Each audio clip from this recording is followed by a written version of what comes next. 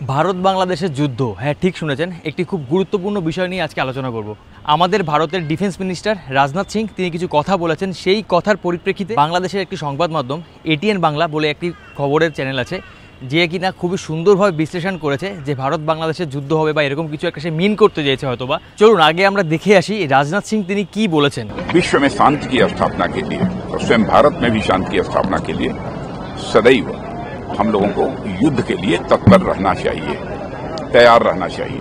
भारत दुनिया का अकेला देश है जिसने सारे विश्व को वसुधैव कुटुंबकम का संदेश दिया है। भारत सदैव से शांति का पुजारी रहा है और आगे भी रहेगा। लेकिन आज जैसी वैश्विक परिस्थितियां हैं उनको देखते हुए मैंने यही सारे अपने आर्मी कमांडर्स को मैंने कहा था, इस उद्देश्य से कहा था ताकि किसी भी सूरत में हमारी शांति भंग न होने पाए। দেখুন রাজনাথ সিংয়ের কথাটা আপনারা শুনলেন। রাজনাথ সিং যেটা মিন করতে চেয়েছে সেটা হচ্ছে এইটাই, যে বর্তমানে পৃথিবীর যে পরিস্থিতি, সারা বিশ্বে যে অবস্থা, তাতে সারা বিশ্বকে ঠিকঠাক রাখতে এবং নিজের দেশকে ঠিকঠাক রাখার জন্য আমাদের দেশের আর্মিকে যুদ্ধের জন্য প্রস্তুত থাকার জন্য। দেখুন আমাদের ভারতের একটা সিস্টেম আছে, আমাদের ভারতের একটা ধর্ম আছে। ভারত কিন্তু কখনো কারোর উপরে অ্যাটাক করেনি বা আক্রমণ করেনি। এবারে এখানে একটা কথা আছে, রাজনাথ সিং কিন্তু তিনি একবারও বাংলাদেশকে বিশেষ করে মেনশন করে কোনো কথা বলেনি।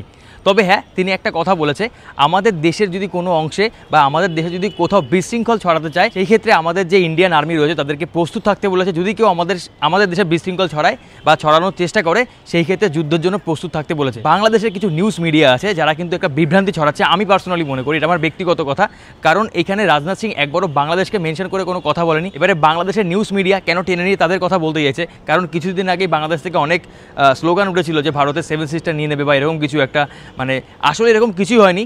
বাংলাদেশের যে প্রধান উপদেষ্টা ডক্টর ইউনুস, মোহাম্মদ ইউনুস, তিনি এই কথাটাই বলেছিলেন যে বাংলাদেশের যে অবস্থা, এ যদি স্বাভাবিক অবস্থা না ফিরে আসে, সেই ক্ষেত্রে হয়তোবা সেই প্রভাব 7 সিস্টারে গিয়ে পড়তে পারে। সেই কথার কিন্তু বিভিন্ন রকম বিবৃতি করে এখানকার অনেক মানুষজন তারা বলেছে 7 সিস্টার তারা নিয়ে নেবে। এছাড়া কিন্তু বাংলাদেশ এর আগেও একবার এরকম একটা মানে চেয়েছিল যে 7 সিস্টারে অশান্তি ছড়ানোর জন্য। সেই 10 ট্রাক একটা অনেক ঘটনা উঠে আসে, 10 ট্রাক নিয়ে আমি একটা স্পেশালি ভিডিও বানাবো এরপরে।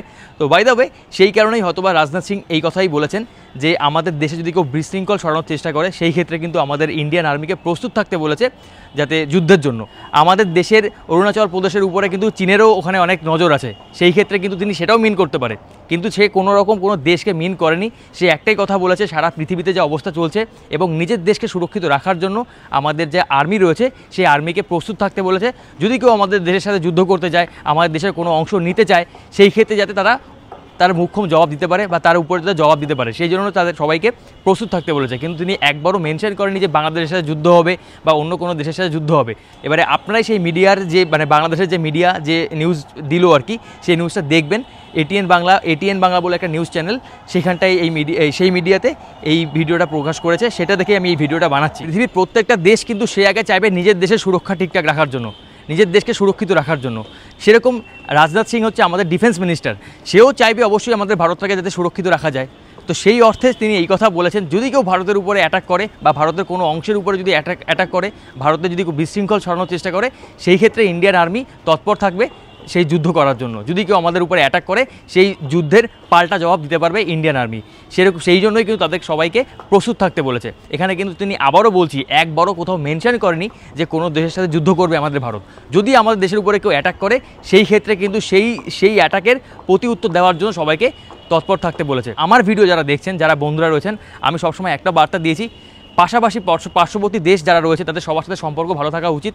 কিন্তু যারা এই ধরনের মিডিয়াতে যারা এই ধরনের কথাটাকে বিকৃতি করে বিভিন্ন রকমভাবে প্রকাশ করছেন, তাদের কাছে রিকোয়েস্ট, এমন কিছু নিউজ আপনারা প্রকাশ করবেন না যেটা মানুষের ভিতরে একটা বিক্ষোভ বা মানুষের ভিতরে একটা চিন্তা বা মানুষের ভিতরে একটা বিশৃঙ্খল সৃষ্টি হয়। এখনও যদি হিস্ট্রি দেখা যায়, ভারত কিন্তু কোনো দেশকে অ্যাটাক করেনি এখনও পর্যন্ত। কোনো দেশকে অ্যাটাকীয়ভাবে তাদের উপরে যাদের জায়গা নেবে বা তাদেরকে জায়গা লুটে নেবে, এরকম কিন্তু এখনও হয়নি। ভারত যদি আপনারা হিস্ট্রি দেখেন তাহলে বুঝতে পারবেন। আপনারা নিউজ করছেন ঠিক আছে, কিন্তু সেটাকে বিকৃতি করে এমনভাবে ছড়াচ্ছেন মানুষের ভিতরে একটা আতঙ্ক, মানুষের ভিতরে একটা ভয় সৃষ্টি হবে। আজকে যদি ভারত বাংলাদেশকে অ্যাটাক করেও দেয়, তাহলে কিন্তু বাংলাদেশের অবস্থা খুবই খারাপ হয়ে যাবে। কারণ ভারত একটা অনেক শক্তিশালী দেশ, ভারতের কাছে অনেক কিছু আছে, যুদ্ধের জন্য ভারত অনেক এগিয়ে। সেই ক্ষেত্রে কিন্তু কখনোই বাংলাদেশের সাথে যুদ্ধ হবে না। আর তারপরে কিন্তু জাতিসংঘ বলে কিছু একটা আছে, বাংলাদেশ ভারতের থেকে দুর্বল, মানে অস্ত্রর দিক থেকে, সব কিছুর দিক থেকে, ডিফেন্সের দিক থেকে দুর্বল। সেই ক্ষেত্রে কখনো ভারত চাইলেও পারবে না বাংলাদেশের সাথে যুদ্ধ করতে। কিন্তু হ্যাঁ, যদি এখন ভারতের সাথে কেউ এসে যেচে পড়ে করতে যায়, সেই ক্ষেত্রে ভারত তার প্রতি উত্তর দিতেই পারে।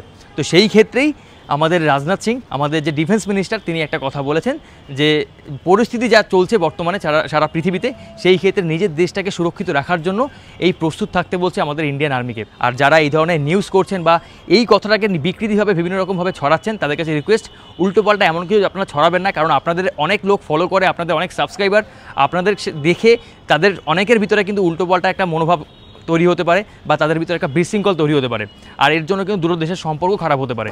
এমন কোনো কন্টেন্ট বা এমন কোনো ভিডিও করবেন না যাতে মানুষের ভিতরে একটা বিশৃঙ্খল অথবা মানুষের ভিতরে একটা অশান্তি সৃষ্টি হয়। কারণ আপনাদের অনেক ফলোয়ার্স, আপনাদের অনেক সাবস্ক্রাইবার, সেই ক্ষেত্রে যদি আপনাদেরকে অনেক মানুষ দেখে আপনাদেরকে, কিন্তু এবার যদি সেই মানুষদের ভিতরে এই ধরনের বার্তা আপনারা দিয়ে দেন, তাহলে তাদের ভিতরে কী সৃষ্টি হবে? তাদের ভিতরে একটা ভারত বিদ্বেষ সৃষ্টি হবে, অথবা ভারত থেকে যারা দেখছে তাদের উপরে বাংলাদেশের প্রতি একটা বিদ্বেষ সৃষ্টি হবে। এবার দেখা গেছে আলটিমেটলি কিন্তু এরকম কিছুই হয়নি, কিন্তু আপনাদের সেই ভিডিও দেখে মানুষের ভিতরে এরকম একটা সৃষ্টি হচ্ছে যে কি ভারত বাংলাদেশের সাথে যুদ্ধ করবে অথবা বাংলাদেশ ভারতের সাথে যুদ্ধ করবে। তো এই ধরনের একটা মানুষের ভিতরে মানে কি বলবে, কথা চলে আসবে। এবং ইনফ্যাক্ট আমাদের ভারতীয় মিডিয়াদের কাছে বলছি, আপনারা এমন কোনো মিডিয়াতে এমন কোনো রকম নিউজ করবেন না যেটায় দুটো দেশের সম্পর্ক খারাপ হয়, কারণ আমরা সবাই চাই পার্শ্ববর্তী দেশের সাথে ভালো সম্পর্ক রাখার জন্য। ধন্যবাদ সবাইকে, ভালো থাকবেন সবাই, দেখা হবে পরবর্তী ভিডিওতে।